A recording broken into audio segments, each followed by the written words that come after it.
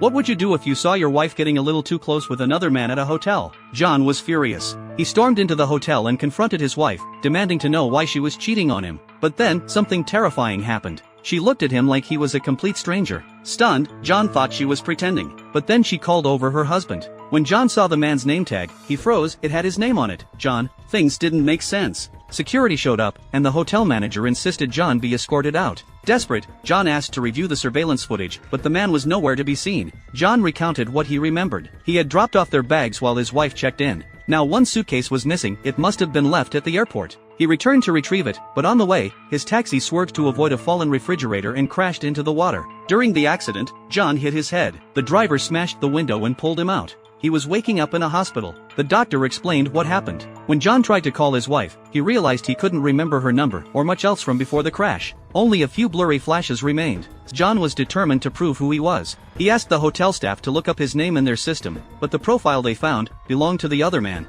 Out of options, John left the hotel. As he stepped outside, a black car nearly hit him. Oddly, it was the same car that had almost run him down earlier. Now convinced someone was following him, he rushed to the subway. As he walked, he heard fast footsteps behind him. John sprinted for the platform and jumped onto the train just as the doors closed. He pulled out his notebook and began writing everything down. Later, when he exited the station, he saw a cab with a phone number. The same one from the taxi he took the day of the accident. He tracked down the taxi company and bribed an employee, who gave him the female driver's address. But when John found her, she refused to talk. Running out of leads, John turned to a friend's research lab for help, only to discover the other John was already there. The two men clashed, both insisting they were the real one. Things got heated. Police arrived. The other man showed his driver's license, complete with photos of him and John's wife. That's when John's head started spinning. He blacked out. When he woke up, he was back in the hospital. And then, he noticed something chilling. His doctor was the same man pretending to be him. So who is the real John? How will he prove his identity? And what kind of twisted reality is he caught in?